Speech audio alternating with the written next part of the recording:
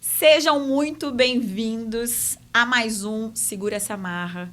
E hoje a gente vai falar de um assunto que precisa de espaço, precisa de respeito e de aceitação. Um assunto que está aí na mídia e que este mês especificamente tem aí um momento marcante. Dia 2 de abril é o dia da conscientização mundial sobre o autismo. E hoje a gente está aqui com um casal que tem um filho autista e são fundadores de um projeto Voo Azul. Estou aqui com Lenine e Jana Neves. Muito obrigada por ter aceitado o convite. Obrigada por estarem aqui, de abrirem aí. A gente vai falar sobre assuntos que são importantes, a rotina de vocês, a vida e sobre o projeto também, que eu acho que é legal falar. Obrigado de verdade por terem aceitado o convite. Bom, nós é que agradecemos. Boa tarde. Como você mesma disse, é uma data importante, porque é o Dia Mundial de Conscientização e, de fato, é um assunto que muitas coisas precisam ser esclarecidas, informações e a conscientização em si. Jana. Isso, boa tarde, é um prazer estar aqui com vocês. Obrigada, o prazer é nosso, com certeza. Eu tenho certeza que a gente vai falar de assuntos aqui que vão ajudar muitas pessoas que vão assistir a quebrar paradigmas, preconceitos e também a quem não tem conhecimento, que a gente possa levar conhecimento para as pessoas que não sabem. Para começar, uma coisa que eu já sei que eu sabia errado. Agora eu sei que eu sabia errado. Autismo não é doença? Não. Assim, eu, como leiga, achava que autismo era doença até agorinha mesmo. Explica pra mim, por que autismo não é doença? Então, primeiro que autismo não tem cura, né? Portanto, não se trata de uma doença. É uma condição neurológica. Condição neurológica. Isso, para a vida inteira. Que é uma condição, então, não se fala de cura, se não tem doença, não se fala de cura. Sim. Né? Então, não pode falar de cura de autismo, porque ele não é caracterizado como doença. Até mesmo porque senão teria um remédio. Porque não é doença, não tem cura, não tem remédio. E em relação ao autismo, como é que, então, se define, ou como que é diagnosticado? Como que vamos começar pelo exemplo de vocês, que são pais, como é que é o nome do filho de vocês que é autista? Gabriel. Gabriel tem quantos anos? Gabriel hoje está com 5 anos e 10 meses. 5 anos e 10 meses. Isso. Em que momento que você percebeu que Gabriel era autista? Então, o Gabriel, ele nasceu prematuro, é um dos fatores também, né? Pode ser um dos fatores.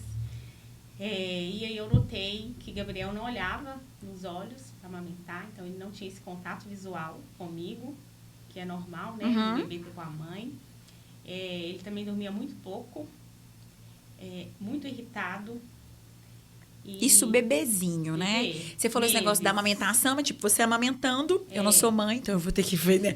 E você, tipo, querendo ali o contato com ele, via que ele não olhava para você. Não fazia esse contato visual. Então, comecei a perceber isso com 2 meses para 3 meses que ele estava nascendo, né? E a gente sempre procurou investigar sobre o que poderia ser isso, né? Até mesmo por causa da prematuridade. Então, foi um dos fatores de difícil diagnóstico do nosso filho, né, especial, que foi a questão da prematuridade. Então, os médicos falavam, né, que ele ia alcançar a linha normal de uma criança, né, quando ele fosse desenvolvendo e tal, que esses atrasos que ele tinha era devido à prematuridade. Então, os médicos entendem... Isso que eu ia falar. O médico, então, fala para vocês, passou o diagnóstico, que esse atraso que ele tinha era normal. Sim, de uma criança. De uma criança prematura. Sim. Então, até aquele momento, tinha-se um diagnóstico de criança prematura. É normal, porque é uma criança prematura. Então, ele vai ter esse atraso em algumas coisas. Isso. E aí, como é que foi até você conseguir, de fato, ver ou vocês perceberem? Você percebeu isso? Isso me incomodava muito. Né? Por mais que os médicos falavam, eu não sei, eu sentia algo assim diferente, né? Sim. Até mesmo porque eu tenho uma outra filha, né? E a gente sabe que um filho é totalmente diferente do outro, mas quando você tem o segundo, você vai começar os níveis de comparação, sim, né? Entre os primeiros ali meses de vida. Você fala de comportamento dele mesmo como bebezinho. Você fala que ele, mesmo nenenzinho, já se comportava diferente de um nenenzinho. Eu vou falar comum e tá errado falar comum, né? Qual que é o certo de falar? O termo técnico é típico. Típico. Já que são crianças neurotípico. Então assim, ó, vamos usar vamos aprender, vamos aproveitar para aprender, Então, você percebeu que ele, ali, neném, mesmo bem bebezinho... pra você ter ideia que eu não tenho experiência com bebê, que eu tô colocando o braço assim, vai dar de mamar com o menino abraçado, já vê que eu não tenho experiência. Ele mesmo bem bebezinho, você já tinha percebido que ele tinha um comportamento diferente de crianças típicas. Isso. De uma criança típica. Já tinha notado. E aí eu comecei a buscar ajuda, né? Eu levava na pediatra, aí o pediatra falava que era devido a essa questão da prematuridade, mas devido à minha insistência, ela passou ele para um neuro. Sim. Você que questionou, falou, não. Então, a pediatra ainda continuou com o diagnóstico, eu não sei se você pode falar esse diagnóstico, mas assim, com a resposta de que era a questão da prematuridade. É uma sugestão de sugestão, né? Assim, mas era muito para te acalmar também, né? Assim, no sentido de, não se preocupe, é normal. Ou não? Sim. Acho que sim. Em parte, sim. E o médico ele tem que te dar uma resposta. Então, para não ficar no vácuo, e aí ficou tudo na conta da prematuridade. Em momento nenhum, a pediatra sugeriu, ouviu ou imaginou que pudesse ser... Você que trouxe, então, essa hipótese do autismo? Não. Ainda não? Eu não imaginava, nunca passou, né, na minha mente que pudesse ser autismo, não. Eu só queria saber o que era, Sim. né? A criança não dormia, né, muito irritada na hora que ia amamentar, não tinha esse contato, o corpinho mais maleável, né? Então, eu sempre questionava e levava. Até que ela, pra minha, tipo assim, né? Pra você ficar... Pra te dar uma resposta, assim, vamos... pra mim ficar mais tranquila, Uhum. né? Sugeriu, então, que ele fosse para o neuro. Uhum. E aí a gente fez isso, né? Levou no neuro, pediatra. E aí chegou no neuro... o neuropediatra, ainda sem diagnóstico, se você não falou que não imaginava, você só percebia que tinha uma diferença ali. Sim. Antes de ir pro neuro, eu queria entender, dentro da gravidez, tudo normal? Não. Nada Não? normal. Não? Então, assim, você percebia ainda, quando dentro da barriga, ele já era uma criança atípica? Falei certo agora, né? Então, quando você é grávida, já percebia que você teve uma outra gravidez antes, então você conseguia notar uma diferença. Percebia a diferença? Não, Nenhuma. Não. Quando se fala que a gravidez não foi da mesma forma, é porque houve a questão da pré-eclâmpsia. Né? Entendi. Houveram intercorrências durante a gravidez. Sim. Isso, até mesmo por isso que o parto teve que ser adiantado. Entendi. E aí, vamos pro neuro, então. Chegou no neuro. E aí, como é que foi isso lá no neuro? Teve diagnóstico e também não foi assim? Você continuou essa busca? Continuei essa busca, né? Eu fui 4 neuros que falava que era do sistema do Gabriel, né? Que era normal, vamos dizer assim, normal. Que era normal. Essa prematuridade, que era dele mesmo. É muito cedo para ficar sugerindo alguma coisa. E quanto tempo que ele tinha quando você foi no neuro? Levou ele no neuro de vida? A primeira vez que eu levei, ele tinha 5 meses. Com 5 meses você já percebia? Já. Era bem marcante, principalmente o transtorno do sono do Gabriel, né? Era uma das questões assim que mais me chamava a atenção. Ele não dormia nada? Quando você fala que ele não dormia o quanto? Ele dormia 20 minutos e ficava durante a noite. 20 minutos durante a noite? Acordava, mamava. Ele ficava 20 minutos, dormia 20 minutos, ficava 3 horas acordada, dormia mais 20 minutos. Uhum. Era assim, às noites. Então, isso, obviamente, é um comportamento, de fato, que a gente acha que é diferente. Está estranho esse comportamento. Isso. Não costuma o nenenzinho dormir muito, né? Assim, Sim. Eu não sei, Não, como eu disse, mas assim, eu percebo, o nenenzinho dorme muito. É o que se espera de um neném, inclusive que ele só durma, né? Durante come e dorme. Durante um período ali, ele é só um come e dorme, né? Até ele ir se desenvolvendo. E aí chegou no neuropediatra e ainda assim não teve o diagnóstico. Não. Falou que era uma questão de que era nenenzinho mesmo, que era normal. Normal, que ia desenvolver com o tempo. Que ele ia atingir, né, a marca das crianças que não são nascidas em tempo, né? Sim. Só que, né, eu não ficava sossegada com isso, né? Então, a gente procurou outros E foi uma caminhada muito difícil, Uhum. sabe? Peregrinação. Aí, quando chegou no 5º neuro... Sim. 5º neuro. Então, vocês Sim. levaram ele em 5 neuros diferentes. E eu preciso perguntar, tem plano de saúde? Era público? Era do SUS? Plano de saúde. Plano de saúde. Graças Mas a Deus, dois, na verdade. os dois. Eu sempre fiz acompanhamento do meu filho nos dois. Sim, sim. Usando o público e o privado. Sim. Ok. E aí, no 5º, só depois do 5º neuro, mas esses todos 4 anteriores, era tudo a mesma resposta? Tudo. Parecia que tinha até combinado. Espera que vai desenvolver. Calma, mãe, ansiedade é da sua parte, seu filho não tem nada, fica tranquila. É tudo aquilo que a gente quer ouvir, né? Sim. Na verdade. Mas aí, meu coração não estava descansado nessas respostas. E aí, um dia eu falei mesmo assim com o Senhor, né? Uhum. Eu não tenho a resposta, então, eu, recorri a Deus. Sim, mesmo, sim, a sua fé, né? A fé, pedi, eu lembro como se fosse hoje, né? Orei muito, ajoelhei e pedi a Deus que... Pedindo uma resposta para aquilo que você Eu falei via pro que... Senhor o que eu queria, o que de fato fosse, não o que era bom para os meus ouvidos. Sim. Porque tudo que eu tinha ouvido até ali era muito confortável para mim, Aham. né? Assim, E não era o que você estava sentindo com ele junto. Isso. Aí a gente foi falei assim, vou marcar um neuro aqui aleatório. Sabe? Que Uhum. coisa mesmo assim, quando você tá meio sim. e fala com Deus, assim, eu vou Eu abrir sei. aqui o computador que vier, eu vou marcar. Manda um aí, porque eu vou pegar o Foi. primeiro que aparecer aqui. Foi assim Entendi. E aí marquei mesmo, né? E fui nessa neuro, assim, esperando que fosse ter a mesma Já. resposta que os outros, Uhum. né? E aí lá a gente ficou mais de 1 hora com ela, sabe? Ela fez vários testes, meu marido respondeu um questionário, eu respondi outro, depois a gente respondeu um junto. Ela fez, né, as análises lá com o Gabriel e tudo, e aí ela pegou e... Aí o Gabriel começou a chorar muito, ele saiu da sala com o Gabriel, ela pegou e falou assim, mãe, nenhum médico vai te dar um diagnóstico assim de cara. Aham. Mas aqui, tudo que você me falou, seu marido, que eu notei aqui, que eu avaliei ele, tudo condiz que o Gabriel está dentro do espectro autista. E aí? Aí meu mundo... Na lata. Assim, mas graças a Deus você não queria você pediu uma resposta verdadeira para que você Isso. tivesse, né? E você recebeu. Mas e aí? Você pediu Não, e eu teve pedi e a gente... a verdade, A gente né? é falho, né? Sim. Eu pedi, eu queria muito uma resposta, mas eu não aceitei. Não aceitou ali na Não. hora. Como é que foi receber essa resposta lá com ela, com a médica? Ele estava lá fora com a criança, né? Sim. E você ali dentro que ainda tem que contar para ele, tem que chamar o pai e contar para o pai também, né? Assim, como é que foi isso?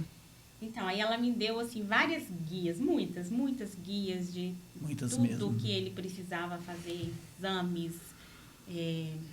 guia para todas as intervenções, né? Aham. E tudo. Eu saí de lá muda, cheguei em casa calada. Aham. Peguei tudo, cheguei em casa, assim, desesperada. Eu imagino. Desesperada. Uma coisa que eu falo muito é isso, porque quando a gente recebe, né, o diagnóstico, no meu caso, quando eu recebi, eu não tinha noção. A noção que eu tinha de autismo era, nossa, Quase zero. Porque você totalmente estava diferente. buscando informação, mas você não passou pela sua cabeça hora nenhuma que era autismo. Nunca. Nunca. Você imaginava que era alguma coisa? Ou não? Você não nem imaginei o que fosse. Eu sabia que tinha alguma coisa, mas na minha cabeça não passou nada. Ou passou que tivesse alguma coisa? Não passou nada. Eu sabia que tinha algo, mas eu nunca imaginei assim, eu acho que é isso, eu acho que é aquilo. Nunca. Acho que até mesmo porque ninguém espera que seja algo. É porque às vezes a pessoa imagina que é alguma coisa. Às vezes você tá resfriado, assim. Eu tô dizendo isso porque, por exemplo, Sim. a pessoa tá... Eu, por exemplo, vou dar meu exemplo. Tive dengue. Eu pensei que fosse uma gripe. Depois eu descobri que não era. Era pior do que isso. Porque às vezes aí você faz conjecturas do que poderia ser, do que não é, do que não é. Imagina. Então você foi com a mente limpa, não sabia o que era e teve esse diagnóstico. Teve um choque. O choque. E aí, quem é que conta pro pai que ele estava lá fora com a criança porque ela estava agitada? Acho que você me contou em casa, né, Jean? Mas assim, como que eu encarei essa história? Sim. Na verdade, assim, eu levo minha vida baseado na palavra de Deus. Aham. Então, eu enxergo tudo através do Evangelho. Sim. A minha vida, o mundo, doenças. E Jesus ele fala o seguinte nos evangelhos, que o sol nasce para justos e injustos. Sim. Então, na época, o meu comportamento foi o seguinte: bom, por que não conosco?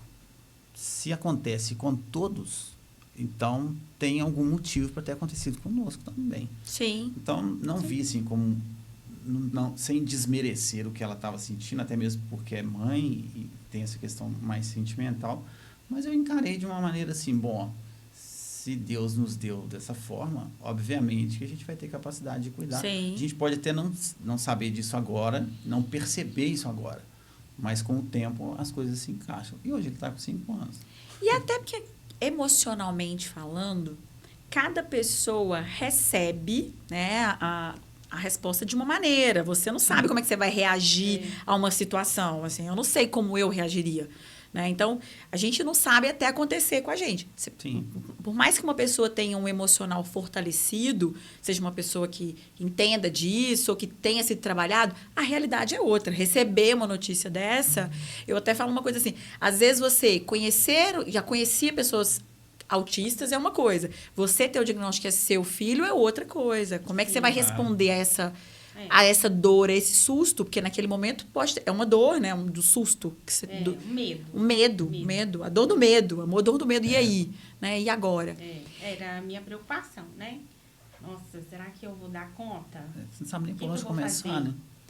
Sabe? Então, assim, eu tinha milhões de coisas para fazer ali, né? Sim. Daquele tanto de guias que você recebeu para exames e aí, é isso. Fui atrás de marcar. E aí começa um outro processo, né?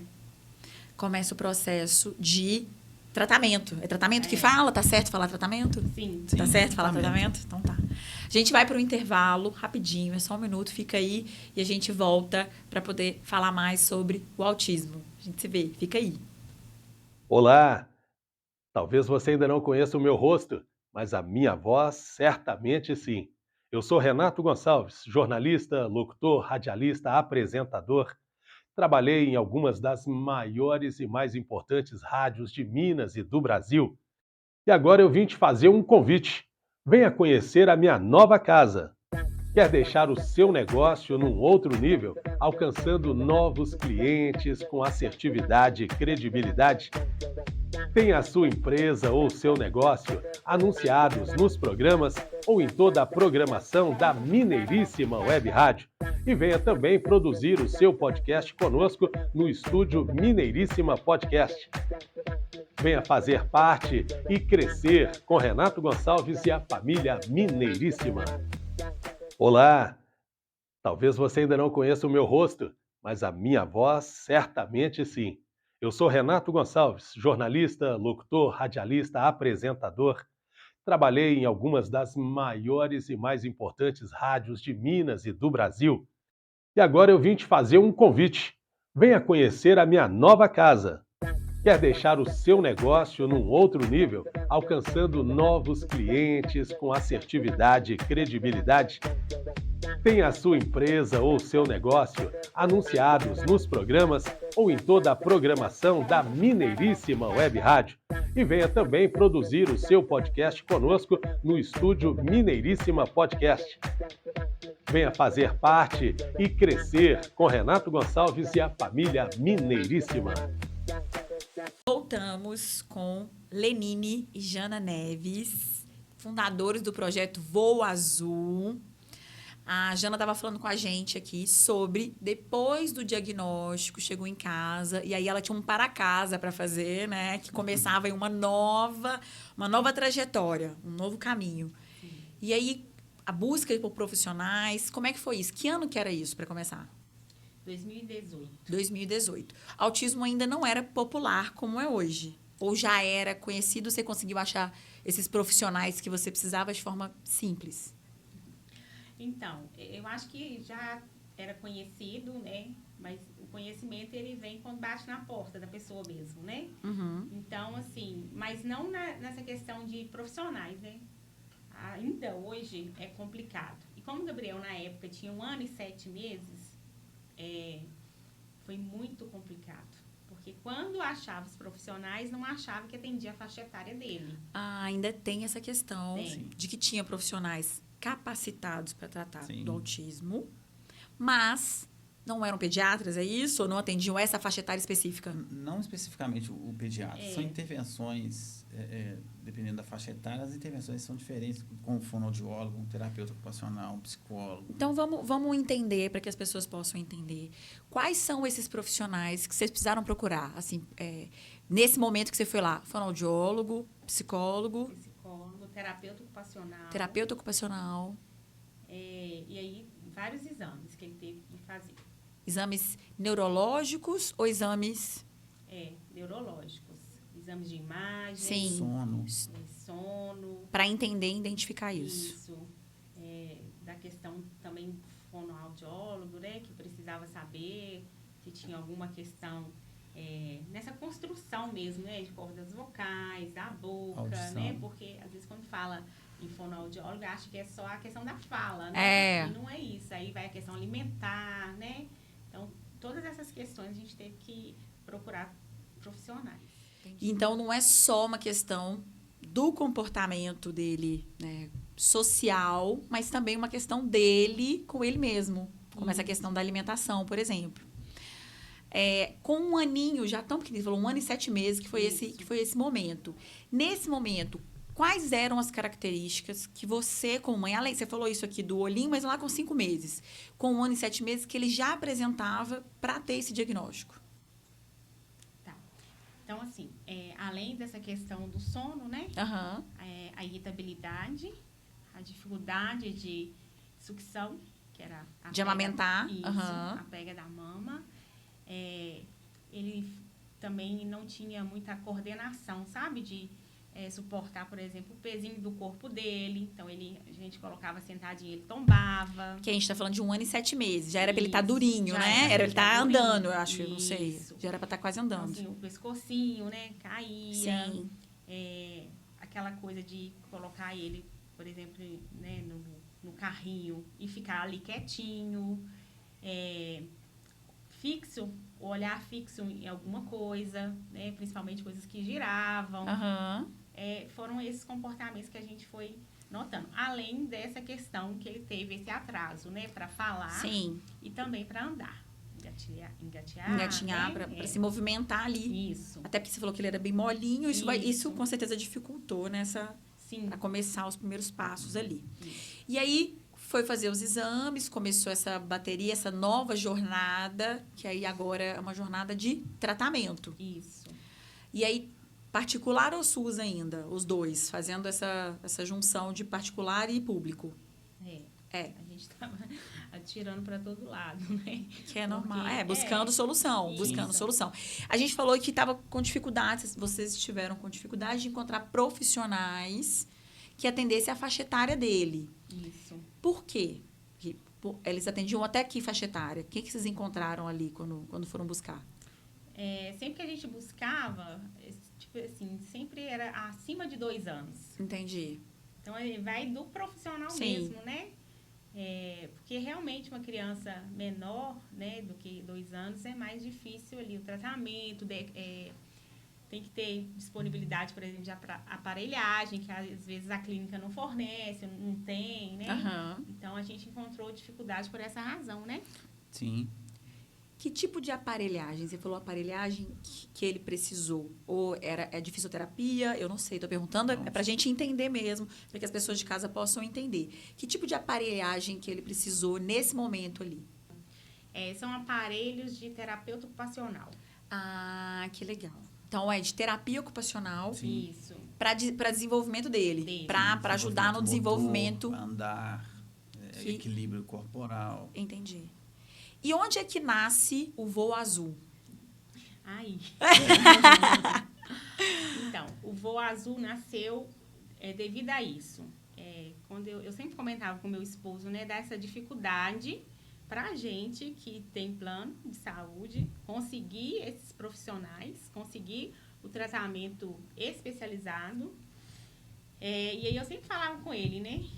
E quantas famílias que não têm acesso, né? Porque hoje, uma criança atípica, A autista, ela vai precisar aí de intervenção, no mínimo, de cada profissional, de cada especialista, uma vez na semana. Isso é o mínimo, do mínimo É o mesmo. mínimo que ele vai precisar. No mínimo. Em média, aí, o SUS fornece uma vez no mês. Então, a gente precisa ser honestos aqui. Uma criança autista que precisa 100% do SUS vai ficar prejudicada nesse desenvolvimento dela. Isso. Sim, há de se ressaltar que existe uma janela de interferência no autismo até os 7 anos de idade. Então, tem muitas barreiras, a começar pelo diagnóstico. Uhum. Então, às vezes o diagnóstico ele é tardio, né, Jana? Às vezes ele vem lá pelos 5, 6 anos. Quando vem, se a mãe tem condição de pagar os testes neuropsicológicos para se detectar o autismo. Então, enquanto isso, o tempo vai passando, porque ele não para, e às vezes essa janela ela se finda, e aí o máximo que pode ser feito é uma manutenção daquela condição, caso as terapias sejam também intensivas. O que você está me falando, Lenine, é que, então, se essa criança não for diagnosticada até os 7 anos, ela vai ter o desenvolvimento dela prejudicado? Muito prejudicado. Então, o ideal é que ela seja diagnosticada até 7 anos de idade. O quanto antes. O quanto antes, porque após os 7 anos vai ser prejudicado esse desenvolvimento dela para ser um adulto, né? Estamos lembrando que a gente está formando um adulto. Funcional. Exatamente, estamos formando um adulto aqui. Na verdade, não especificamente até os 7 anos. Mas é o quanto antes. Quanto antes. Não quer dizer que a criança não vai se desenvolver depois de 7 anos, tá? A gente deixar claro isso aqui para não ter, né? Ela vai se desenvolver. É claro que quanto antes, a possibilidade de um desenvolvimento maior e efetivo é quanto antes, né? Por isso que se fala muito no diagnóstico precoce, justamente para que essa criança tenha uma vida aí mais próxima da normalidade, digamos assim, possível. Sim. É porque, como qualquer tratamento, quanto antes começar, melhor. Como qualquer tratamento, quanto antes você começar, melhor vai ser. Sim. Então, independente da idade, o quanto antes. Isso. E é legal que, às vezes, a gente falou aqui de características, podem ter pessoas que vão assistir, que percebem isso no filho e não tem ideia que seja isso. Às vezes, acha até que a criança é birrenta, que a criança está fazendo uma pirraça, e não é. Ela, às vezes, na somatória ali das características, seja uma criança que tenha características de autismo. Para o diagnóstico, o médico ele precisa de quantas características? Como que é isso para que o médico fale, olha, essa criança porque às vezes a pessoa que vai ver a gente tem uma característica do sono, a criança é irritadiça, ou a criança não come bem, ou anda... Como é que funciona essa questão das características para o diagnóstico? Isso. Então, o médico aborda pelo menos, no mínimo, né, 5 características. E aí ele vai analisar, né? Não quer dizer que tenha... Jana, ele tem 5 características, vai ser diagnosticado? Não, nem sempre, né? O médico vai fazer uma análise, por isso que ele vai encaminhar aí para esses profissionais, essa equipe multidisciplinar, para que esses profissionais façam esse acompanhamento, relatem isso, e aí ele retorne a esse médico para ele ver ali, fazer a análise dele. Porque o único que dá o diagnóstico, né, no caso, é o psiquiatra infantil, psiquiatra adulto ou neuropediatra. Então, ou neurologista, né? E essa decisão dele, o diagnóstico do neuropediatra, vai ser baseado na equipe multidisciplinar. Então, ele vai pegar... É um laudo, assim, é um relatório de cada um desses da equipe, e ali, baseado no que cada um falou, ele vai entender que tem, de fato, todas as características ou as que são necessárias para que ele dê o diagnóstico. Aí ele vai juntar, né, com a observação dele, com essa criança ou esse adulto, né, dentro do consultório, e aí sim ele vai fechar ou não o diagnóstico do paciente. Entendi. E aí o Voo Azul veio muito com esse olhar de quem estava passando por isso, né? E que via que poderiam ter outras famílias passando por uma situação semelhante como essa, sem recurso, sem ter a quem recorrer. E muitas vezes vocês percebiam que tinham crianças que poderiam ter esse desenvolvimento prejudicado por essa questão de não ter atendimento. Sim, sim. Na época, né, do meu filho, eu procurei um grupo de apoios e aí eu entrei num grupo de apoio para mães nessa época. Só que eu sempre relato isso, né? O grupo, ele me mostrava muito isso, sabe? Essa deficiência, porque eram todas as mães com as mesmas preocupações, com as mesmas dificuldades de não ter esse apoio de profissionais, né? Ou não ter essa condição. E eu via o seguinte, né? Como qualquer mãe, eu acho que o filho estando em tratamento é o que vai ali deixar ela mais tranquila, Sim, né? ela saber que ele está sendo Isso. cuidado, na Sim. verdade, né? A sensação, meu filho está sendo cuidado. É. E o tratamento, como não é doença, não tem cura, é isso? É Sim. isso. Então, não podemos falar de cura e nem de remédio. A gente falou Não. aqui, né? Não pode falar de doença, não pode falar de cura e não pode falar de remédio para o autismo. Mas existem ali sintomas correlacionados que podem ser medicados, que são medicados? Sim, sim. Inclusive, a maioria, vamos colocar assim, das pessoas com autismo, elas fazem uso de medicamento, né? Seja às vezes para dormir melhor, porque não consegue dormir, né? Autorregulação, né? Deixando claro aqui, né, que o medicamento não é para o autismo, né? Não existe um medicamento para autismo, existe ali para essas características, né, que essa criança traz. É importante a gente falar, porque não é um medicamento para autismo, porque autismo não é doença. Vou falar de novo, porque, né, muita gente pode confundir isso, pode achar que é doença, como eu achava que é doença. Então, autismo não é doença, então não tem medicamento e não tem cura. Sim, só para esclarecer, não sendo doença, ele é uma condição neurológica para a vida toda. Ele é uma condição neurológica e não é uma doença. Não é uma doença. Legal, é bom que a gente Sim. esclareça isso e as pessoas, né, que não têm conhecimento saibam disso. A gente vai fazer um intervalo agora e a gente volta para saber mais sobre o projeto Voo Azul e como ele ajuda essas famílias todas, tá? Só um minutinho. Espera aí, a gente já volta. Olá! Talvez você ainda não conheça o meu rosto, mas a minha voz certamente sim. Eu sou Renato Gonçalves, jornalista, locutor, radialista, apresentador. Trabalhei em algumas das maiores e mais importantes rádios de Minas e do Brasil. E agora eu vim te fazer um convite. Venha conhecer a minha nova casa. Quer deixar o seu negócio num outro nível, alcançando novos clientes com assertividade e credibilidade? Tem a sua empresa ou seu negócio anunciados nos programas ou em toda a programação da Mineiríssima Web Rádio. E venha também produzir o seu podcast conosco no estúdio Mineiríssima Podcast. Venha fazer parte e crescer com Renato Gonçalves e a família Mineiríssima. Voltamos com Lenine e Jana Neves, fundadores do projeto Voo Azul. E a gente agora vai falar um pouco mais sobre o projeto e como que ele ajuda essas famílias. O que tem lá no projeto? Como que as famílias encontram apoio lá? Uma mãe que tem um filho autista, que vai estar vendo a gente agora, que é daqui de Belo Horizonte. O projeto é só em Belo Horizonte, né? Por enquanto. Por enquanto.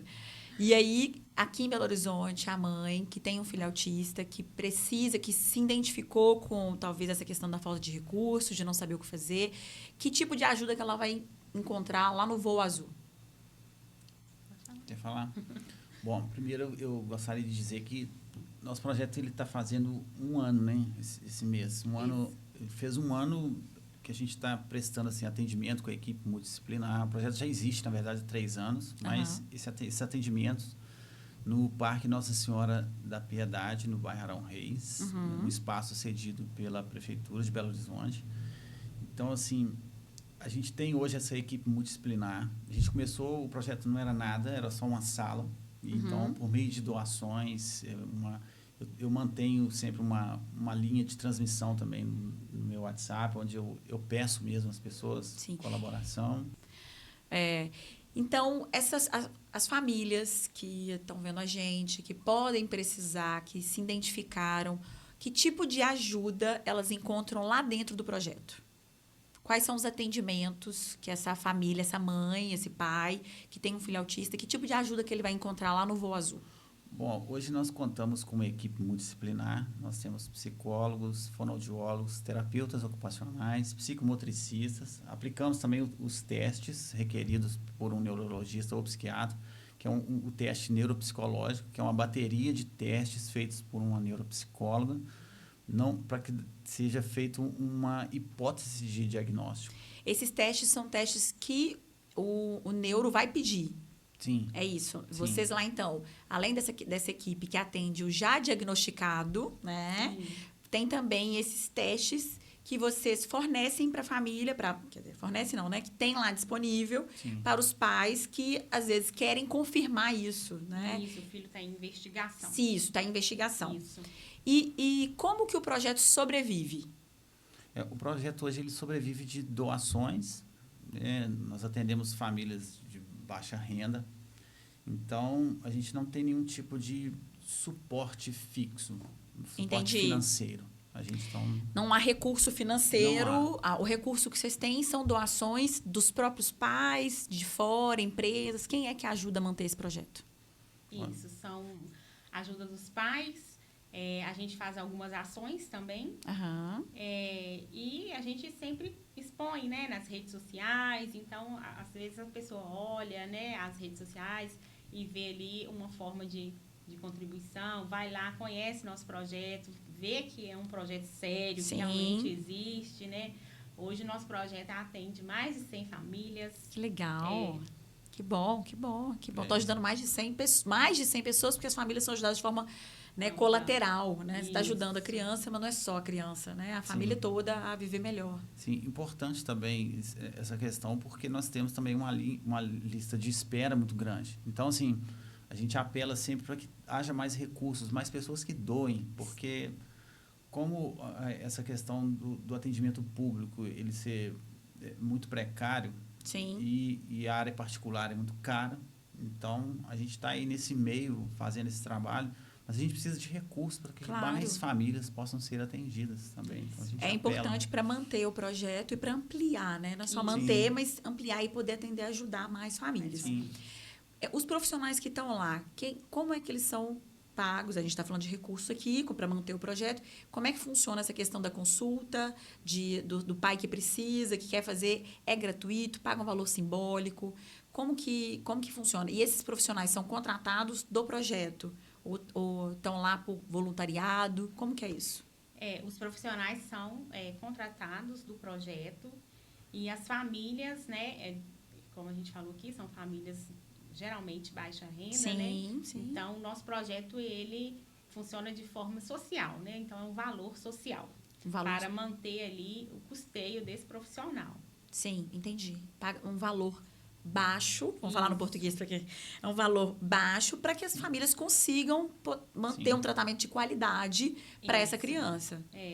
A gente pode se dizer que devido ao valor, né, o alto custo, que é mesmo os tratamentos, os nossos profissionais lá, eles trabalham de forma voluntária, Sim. porque o valor é bem abaixo, então, assim, é um valor para manter ali a alimentação desse profissional, a limpeza do ambiente também, dele. Acredito que isso tudo tem custo. Isso, né? O projeto, ele entra, né, com esse espaço, ele entra com todo o material que o profissional vai utilizar, recepção, né, internet e demais coisas.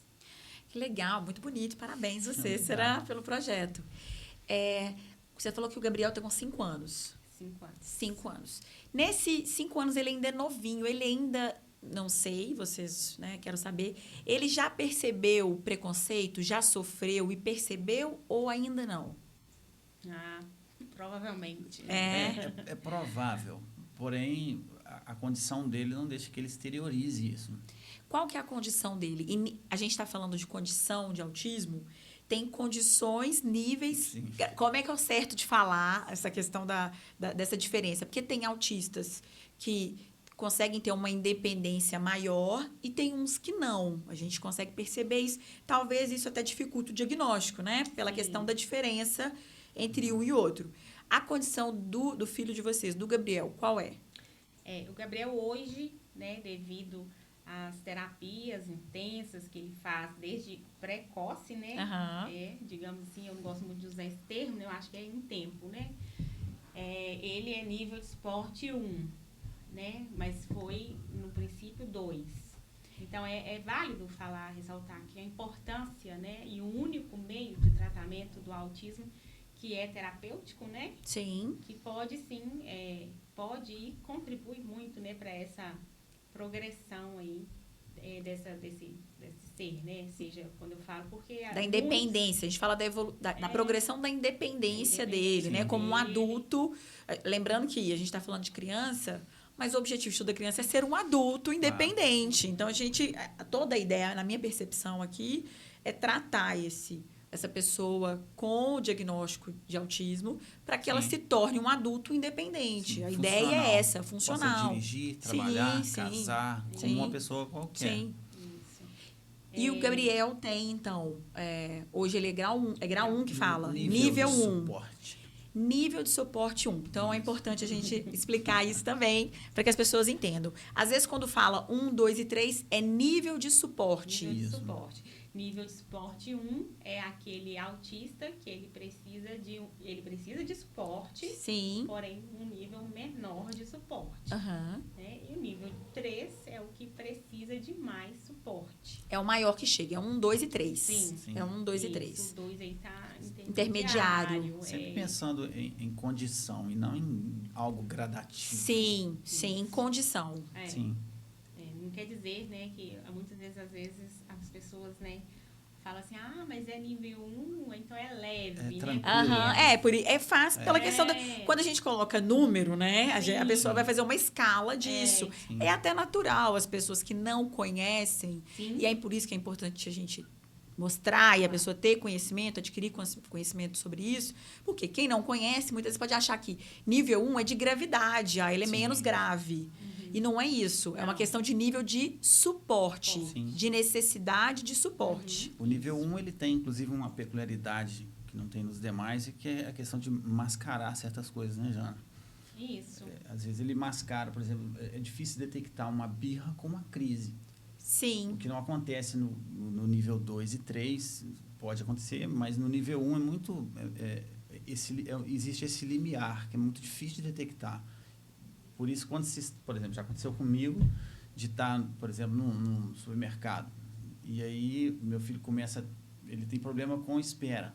Sim. Então, ele começa a ficar mais agitado e nervoso. Quem está de fora, esse pai não sabe cuidar, ou a criança é birrenta. Então, muitas vezes, né, a família acha que a criança é birrenta. Difícil. Mimada. Eu ia falar uma criança chatinha, aquela criança que às vezes vai na casa da visita e atrapalha tudo, fica irritadiça, quer ir embora, fica naquela agitação, aquela ansiedade que você percebe que a criança tá ali. E ela pode ser uma criança que tenha aí, talvez, se a família olhar, um diagnóstico de autismo, ou pode estar passando por uma crise. E a família está achando ali que é só uma birrinha, uma chaticezinha de criança. Ou pais que não sabem cuidar dos filhos. Vai culpar os pais, né? A criança mal educada, né? A culpa é sempre da mãe, normalmente. A culpa é da mãe, né? Cadê a mãe dessa criança? Não é assim que fala? Cadê a mãe dessa criança que deixou aqui? Então, é legal a gente falar isso para as pessoas, para que elas entendam que muitas vezes pode acontecer isso. E a gente tem que deixar de ter esse olhar de preconceito justamente por isso. A gente estava falando que o Gabriel talvez tenha percebido ou não, e vocês no dia a dia. Como que foi receber esse diagnóstico e levar para a família? Vocês falaram que, né, como recebeu isso aqui. Mas como é que foi levar para a família? Teve preconceito na família, na escola, na igreja, no meio social, né, de convivência? Perceberam um olhar diferente? Perceberam algum preconceito depois que, né, tiveram essa confirmação do diagnóstico? Então, na família não. Família não, a gente tem outros casos, né, na minha família. Então, na família, a gente não teve, graças a Deus, né, não passamos por essa questão de preconceito, não. Mas, em todo lugar, a gente percebe preconceito. Seja num sacolão, né, ou seja num banco, ou seja na escola, nas igrejas, né? Então, o preconceito, ele tá aí, não só em relação ao autismo, né? Em relação a tudo, né? O pensar diferente do outro Já é um... O que é preconceito, né? É ter um conceito Prévio. sem saber. Sim. Um conceito, eu vou dizer assim, é você definir um conceito sem saber de fato o que é, sem ter conhecimento, né? Sim. Por isso é que é ruim. Sim, e por isso que é importante hoje a gente tem alguns dispositivos, pode dizer assim, para que se identifique, né? Temos o cordão de girassol, né? Já, Isso. Para que em qualquer lugar que essa criança esteja, sim, ela está usando, é o cordão do girassol, Do quebra-cabeça. esse do sim, quebra-cabeça. o girassol ele indica, na verdade, não o autismo, mas uma deficiência oculta. Entendi. Aí pode ser TDAH. É, Alguma, tem algo. existe alguma questão ali, Sim. Isso. é comportamental. Comportamental? Que O envolve neuro, o que comportamental. envolve o comportamental. Isso. Sim, O cordão que tem o quebra-cabeça também, eu já vi também. Tem mais algum outro que a pessoa, quem está em casa, quem está assistindo a gente, que vai olhar para saber, para identificar? Porque eu sei de casos, a gente estava conversando antes aqui, você citou um caso Sim. que teve no aeroporto, que a criança não, era um adulto, não era um adolescente. era um adolescente, estava Sim. usando o cordão e ainda assim teve uma questão, não identificaram o que Sim. era. A gente sabe que essa questão de conhecimento a gente tem que divulgar para chegar em mais pessoas o quanto antes. Então, assim, sempre vai ter alguém que não sabe. Sempre vai ter alguém que não conhece. Hoje a gente tem, né, o cordão, como a gente falou aqui, tanto o de girassol como o de quebra-cabeça, tem a carteirinha de identificação do autismo, que é a CIPTEA. Mas eu acredito, eu acho que as pessoas estão precisando verbalizar. Então, se vê uma conduta que foge do normal, por que não perguntar? Precisa de ajuda? Está acontecendo Sim. alguma coisa? Você fala de um comportamento solidário que falta, É. então, né? É Isso. isso, é de ver uma pessoa ali, Eu mesmo acho que não está concordando nem nada, mas isso. que está tendo um Sim. comportamento É. fora do normal do que está ali no ambiente. A gente está falando Sim. do esperado, né? Fora de um comportamento diferente do esperado para aquele ambiente. E ao invés de atacar, seja solidário, né? Sim. Porque pode ser alguém que tenha, né, características não diagnosticadas, inclusive, esteja numa crise sem saber, né? Verdade. Esteja numa crise ali sem saber. E pode ser que esteja sem o cordão ou está dentro da roupa. Eu já vi casos desse, de que estava dentro da roupa. E aí a criança aconteceu uma situação, eu já presenciei, e aí estava dentro da camisa. Sim. E depois tirou para fora, e aí apareceu e tal. Mas até isso acontecer, né, por exemplo, uma abordagem policial, por Sim. exemplo, pode ser um problemão. Pode dar uma situação, não só uma situação chata, mas pode acontecer uma coisa grave. Sim. De uma abordagem policial de uma pessoa que seja autista, que tenha características, que esteja no meio de uma crise, e numa abordagem aí despreparada, e a gente não estamos aqui para apontar, mas já vimos abordagens despreparadas no Brasil inteiro, passa isso o tempo todo, e que aí isso pode levar para Deus livre e guarde, até um óbito, pode acontecer uma situação pesada ali. Sim, acho que também é preciso dizer o seguinte, qualquer tipo de repartição pública, seja escola ou uma repartição pública de prefeitura, qualquer coisa assim, as pessoas precisam, essas informações elas precisam chegar a mais pessoas, questões de atendimento, o atendimento é diferenciado, sempre a abordagem é uma abordagem diferenciada, então assim, a falta de informação ela sempre vai trazer um prejuízo muito grande, muito mesmo. Ela precisa ser diferenciada porque a percepção deles é diferente, Sim. não é isso? Então, assim, não é nem porque eles precisam de um tratamento especial, é porque a forma que eles percebem, Sim. né, as falas, as coisas, é diferente. Tem uma questão, a gente pode falar algumas características, em geral, das maiores características, algumas que eu sei, assim, que são sensorial, por exemplo, de toque, pode não gostar de toque, o que pode ser problemático numa abordagem policial, por exemplo. Imagina, olha que situação isso. Sim. A questão da alimentação, eu sei que também tem. Volume de som. O meu filho, por exemplo, nosso filho, ele no princípio, ele ia para a escola com abafador. Igual abafador que se usa em estande de tiro. Porque ele se incomodava com barulho. Trânsito incomoda, sabe? Uma conversa mais alta já incomoda ele também. Tem várias características, né? A gente falou aqui no começo, andar na ponta dos pés, A seletividade. a seletividade alimentar, movimentos repetitivos, que a gente chama de estereotipias. Aham. Às vezes a criança faz, né, leques com a mão, Sim. ou algum barulho, né, com a boca, repetitivo, né? Isso, E fica ali e a virar, família... Empilhar coisas, empilhar colocar coisas. tudo muito certinho, assim, objetos um atrás do outro. São São características, características. que a mãe, Sim, os pais, a família tem que estar ligado aí, porque pode ser, e como a gente falou, quanto antes o diagnóstico, Sim. melhor. Tem ou outra nem, também ou que- nem nenhum desses, né? Umas coisas mais... conversar sobre o assunto de interesse dele, ficar só em volta daquele assunto. Sim, tem a ecolalia. Fixado num assunto só. Tem a Assiste- ecolalia. Ecolalia. Ficar repetindo. Você Isso. fala O que é uma ecolalia? palavra, eu falo a mesma palavra. A repetição. Entendi, É. a repetição. Sim. Girar em torno do próprio eixo. Entendi. Também gostar de coisas que rodam, como ventilador. É legal Só falar, porque as ficção. pessoas têm essa, Sim. não têm essa informação, não têm essa percepção. Tem um caso interessante, a gente estava numa pousada, acho que numa pousada uma vez, que a gente percebeu uma criança, um pré-adolescente, que só ficava andando na ponta dos pés, o tempo todo na ponta dos pés. Aí a gente abordou a mãe uma hora, né? Eu acho que ela chegou, numa conversa informal, aí ela falou o seguinte, que era normal porque na família dela todo mundo andava na ponta dos pés. E a nossa percepção foi, então todo mundo é autista. Porque não tinha somente essa característica, né? Claro. A gente notou outros comportamentos Sim. na criança, né? Mas, por exemplo, a gente estava falando aqui também, é muito normal querer assistir os mesmos programas várias vezes, repetir. Sempre assistia mesmo. Questão de roupa. Tem uma questão de também. rotina também, que eu sei, que, que é problemático mudar essa rotina, ele não aceita essa mudança Tem de rotina. hiperfoco. Isso Às é bom. vezes a criança, às vezes, ela tem o hiperfoco. Por exemplo, o Gabriel teve uma época que ele gostava muito de dinossauros. Né? Sim. Só dinossauro. Aí Eu depois queria brincar muda. de outra coisa. Depois muda. Não, e fala de dinossauro, desenho de dinossauro, camisa com dinossauro.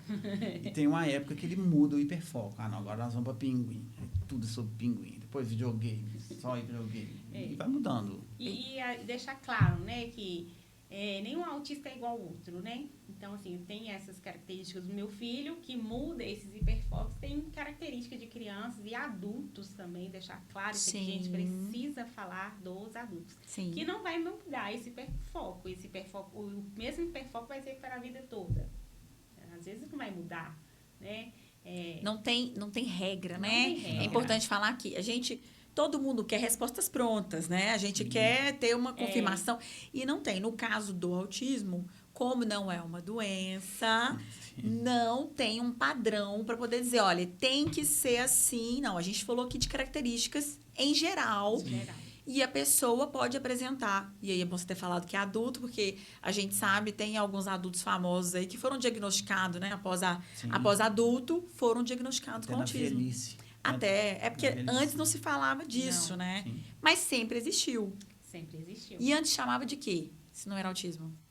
Era síndrome de Asperger. Pois é. E a gente estava falando antes aqui dos casos, né? De outros diagnósticos de outras doenças que reduziram depois que foi mais popularizado o autismo. Quer dizer, já tinham pessoas com essas características lá atrás, há muito tempo, mas estavam sendo rotuladas ou diagnosticadas com outras doenças e não como autistas. Sim. Isso. Então, não é que apareceu agora. Não, existe uma pesquisa, né, que mostra que com o índice elevado, né, de diagnóstico do autismo, esquizofrenia, por exemplo, e psicopatia foi caindo, né? O que a gente leigamente entende é que isso só mudou de gaveta, né? Assim, Claro. o diagnóstico que era de esquizofrenia, ele foi para o autismo, que era o diagnóstico correto pelas características. Isso, e agora, né, com essa possibilidade após o conhecimento mesmo, Sim. né? Por parte Divulgação, dos profissionais, Estudos. né? Profissionais especializados mesmo no autismo, Sim. né, com mais capacidade para dar um diagnóstico mais assertivo, né? Preciso fazer 2 perguntas que me ocorreram aqui agora, que é o seguinte.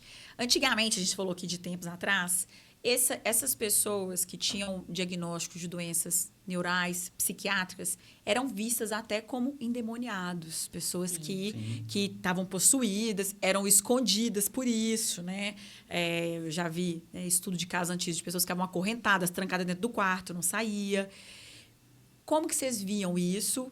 Algum momento isso passa pela cabeça? Ou não? Eu tô dizendo isso, assim, de verdade. Porque, às vezes, a família em casa pensa isso. A pessoa não tem conhecimento e vê a criança agitada, ela pode pensar isso. Ela pode pensar que é uma questão espiritual da criança. Ela pode pensar, a pessoa que não tem conhecimento, ela pode criar conjecturas e imaginar hipóteses. E, muitas vezes, por não aceitar a doença... que não é doença, é condição. Por não aceitar a condição. Olha pra você ver, eu tô repetindo aqui o tempo todo e mesmo assim ainda falei doença, né? Então, por não aceitar essa condição, ela pode preferir acreditar que exista uma cura espiritual para isso, do que acreditar que é uma condição que tem que ser tratada para sempre. Por quê? Ela pode entender isso. Chegaram lá no projeto pessoas assim, que não aceitavam, que queriam achar outra resposta? Passou pela cabeça de vocês isso em algum momento? Então, nós já recebemos pessoas que não aceitaram o diagnóstico prontamente, né? Mas não com esse caso aí de achar que era... não que foi demonstrado pra gente, Entendi. né? Mas... anos atrás, né, existia muito isso. Sim, estou dizendo isso porque de fato é fato isso, né? De achar até que... De levar em exorcista, assim, porque achava que a criança... Pela questão da agitação. E como você falou, essa questão dos casos que migraram, né? O diagnóstico que antes era muito um percentual maior e uma determinada doença, mudou... Mostra que, de fato, não existia conhecimento para aquilo naquela época. Para ter certeza nem daquele diagnóstico, né? Não. Muita gente até fala, né? Pergunta, nossa, mas aonde que estava esses autistas antes e tal? Sim. Né? Então, como se fosse uma questão nova, né? Como se, eu vou falar uma besteira. Se fosse um lançamento, apareceu agora e não é isso. E não é isso. Né? A gente vê surgiu, não. Isso. Virou até uma modinha. Isso. Virou inclusive eu já ouvi isso. Porque agora tá na moda falar autismo e TDAH. Sim. E não é isso. É porque agora existe a possibilidade do diagnóstico. E antes não. É importante falar isso, né? Porque aonde eles estavam? Eles estavam em hospitais psiquiátricos. Sim, trancados em casa, escondidos às vezes. Não viviam em sociedade, né? Não tinha isso, né? E agora não, eles não frequentavam as escolas, né? Hoje é diferente, né? É difícil ainda, mas já evoluiu bastante, né? E é importante frisar muito isso aqui, porque é perigoso essas falas. Sim. Sabe? O índice de suicídio no autista adolescente, pré-adolescente, é 200% a mais. Então, é perigoso. É perigosíssimo e é pesado. Isso. Por quê? O caso do suicídio é um caso que me sensibiliza muito, assim, porque a pessoa se sentir isolada ou sem recursos ao ponto de tirar a própria vida é muito triste, né? De se sentir desamparada ou sem saída, né? E no caso disso é uma questão diagnosticável. Então, quer dizer... E falar sobre essa questão de ser modinha, que virou, também é perigoso. Porque Sim. essa mãe, né, ela tá passando por um processo que não tem fim, né? Porque esse filho, ele nunca vai deixar de ser filho dela, Sim. né? Ela nunca vai deixar de ser mãe dele ou dela, né? E a gente já falou que o tratamento é para sempre. Sempre. Então, assim, importante falar sobre isso aqui. O nível de estresse dessa mãe é comparado pelas pesquisas de um soldado pós-guerra. O nível de estresse de uma mãe atípica. Então, assim, é muito sério isso. 40% de chance a mais de uma mãe dita típica de desenvolver câncer. Pois é. Sem falar da questão do abandono. Eu ia tocar nesse assunto agora, né? A vida do casal mudou como casal depois do diagnóstico. Essa bateria de acompanhamentos, de tratamentos que são necessários, que já sabem que são. Isso interferiu? Isso uniu mais vocês e separou? A gente está falando do percentual aqui. 78% das famílias são desfeitas após o diagnóstico de autismo, porque os pais abandonam as mães. Quero lembrar que pai e mãe, assim, independente do casamento, é pai e mãe. Mas, né, 78% dos pais abandonam a família e a esposa depois do diagnóstico dessa criança com autismo. Como é que foi no caso de vocês, como casal, isso, né, no dia a dia? Para mim, na minha visão, eu acho que mais nos uniu. Porque, assim, obviamente que isso depende da maneira como, no caso aí, o pai vai encarar essa história.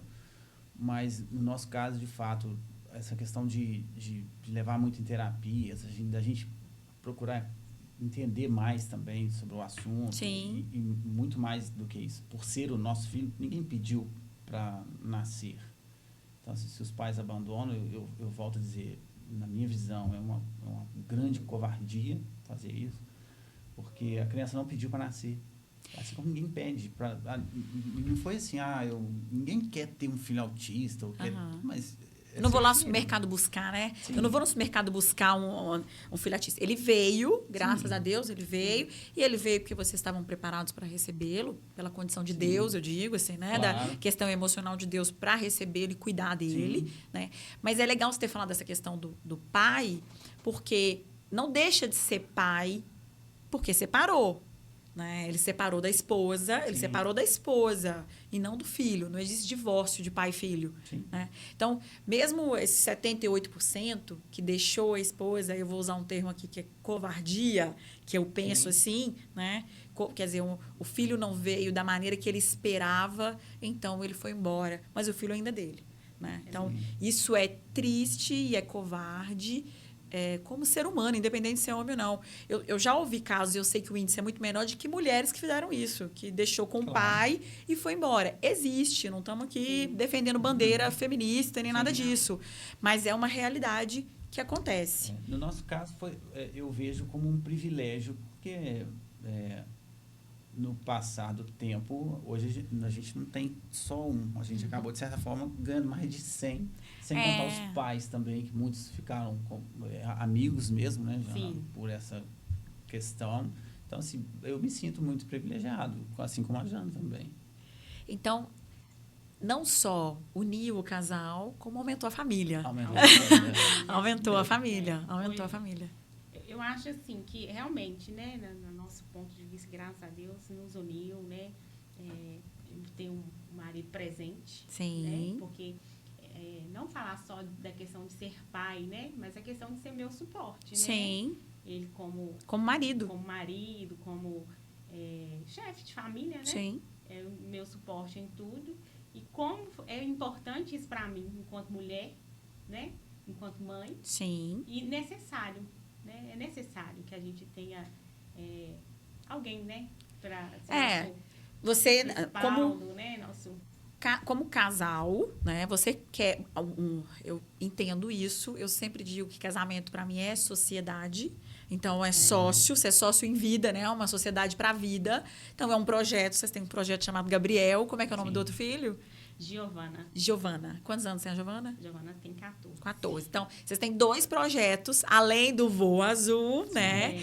De que tem que cuidar junto. Eu penso que sociedade é isso, o casamento, né? O casamento é uma sociedade em que você vai junto ali com a pessoa. E sociedade, se um falhar, o outro dá suporte, se o outro... E vai, né, uma balança ali, mantendo o equilíbrio.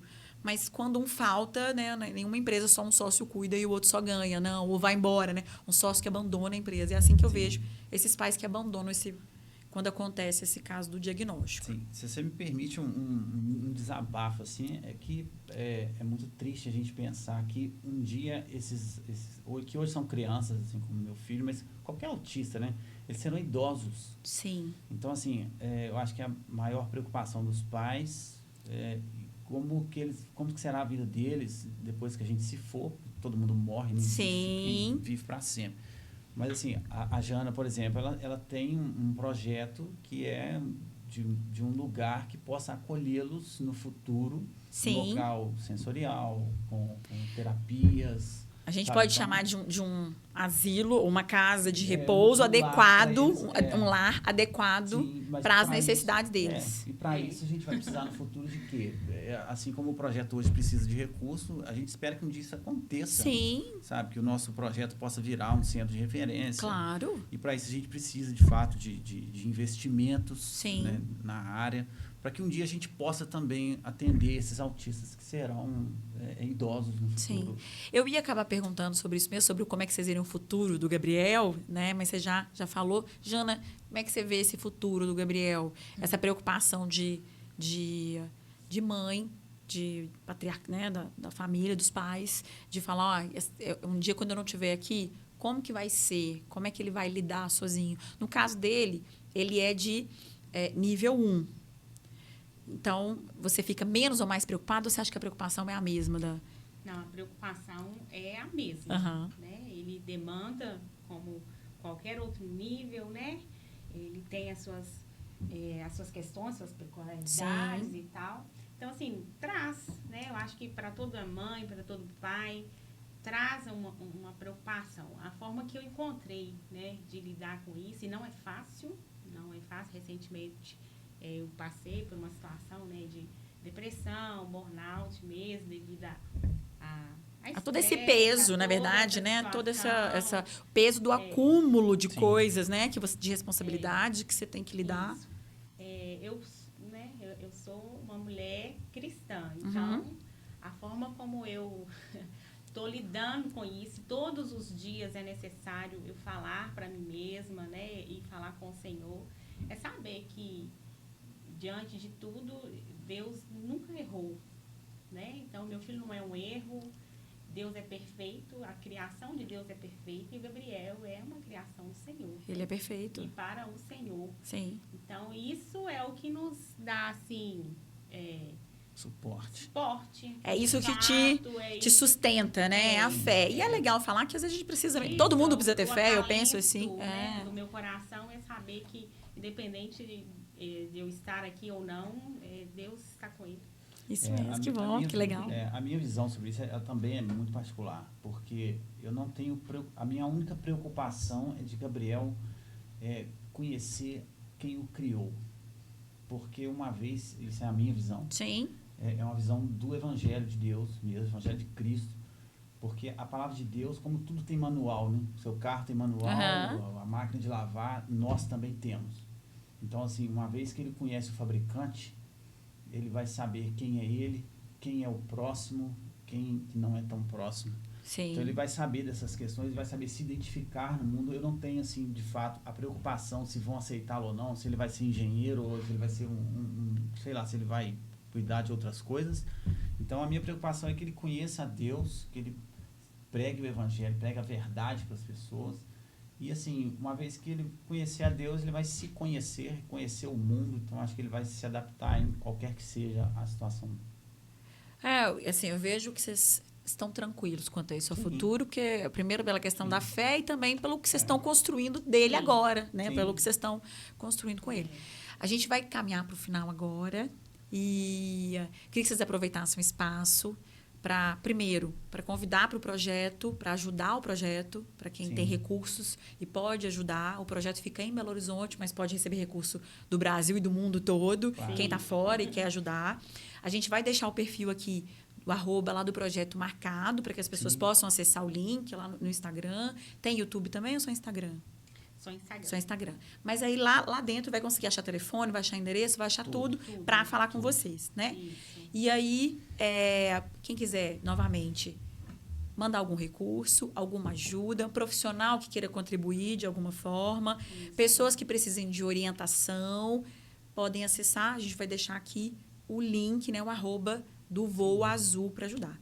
E aí, para que se vocês quiserem falar primeiro com essas famílias, né, de que, às vezes, ou pessoas que ainda têm preconceito, que ainda olham como doença, como eu olhava, né? Eu falei que eu tinha o entendimento de que era uma doença e aqui entendi não, que é uma condição neurológica, uma condição neurológica. Tá? Então, fica aí o espaço para que vocês possam mandar essa mensagem para as mães, para os pais, para a família, que às vezes está desesperada, está ali, né, sem saber o que fazer, recebeu o diagnóstico há pouco, não sabe por onde começar, está preocupado com o futuro dessa criança também, de como que vai ser. Né? Sim.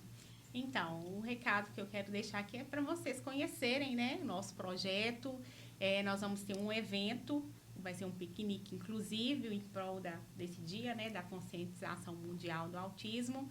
E entre no nosso perfil, né, conheçam um pouco do nosso projeto, visitem o nosso projeto. Também quero deixar uma palavra para os pais, para que vocês não desistam, cuidem de seus filhos, porque eles não pediram para si. Eles não pediram cuide deles. O autismo não é o fim de todas as coisas. E pedir para que quem puder solidarizar, contribua com o nosso projeto, porque ele é de suma importância. A gente tem ajudado muitas famílias, mas nós precisamos ajudar mais. Então, contribua com o projeto. Obrigada de verdade por terem vindo. Fiquei muito feliz com a presença de vocês. Obrigado. Parabéns pelo projeto, parabéns por vocês poderiam estar só cuidando de vocês, né? E virar as costas para o resto do mundo e se dedicarem a esse processo, a esse projeto, a ajudar as famílias a aceitarem o diagnóstico, a entenderem. Isso é muito bonito. Isso é uma causa que vai além de vocês, assim, é um legado que vocês vão deixar. Quando vocês não estiverem aqui, um dia que vai demorar muito, a Gabriel, a Giovana vai olhar para esse projeto e quem vier depois vai ver, né, o mérito de vocês que fundaram isso e dessa boa intenção. Tá? A gente vai encerrar agora o Segura Essa Marra. Espero que vocês tenham gostado do programa de hoje, que fique aí um aprendizado sobre o autismo, e não só sobre o autismo, sobre respeito, sobre aceitação, sobre, primeira coisa, aceitar o outro como ele é, de forma respeitosa. E não é só isso, a gente tem empatia com o outro. A gente falou aqui, né? Ao invés de julgar, xingar ou criticar alguém que está passando por uma crise, por uma situação, vai lá e oferece apoio, né? Vamos ser solidários ao invés de sermos preconceituosos, tá? Um beijo, espero que vocês tenham gostado. E agora vocês já podem falar que sextou gostosinho. Até sexta-feira que vem. Tchau.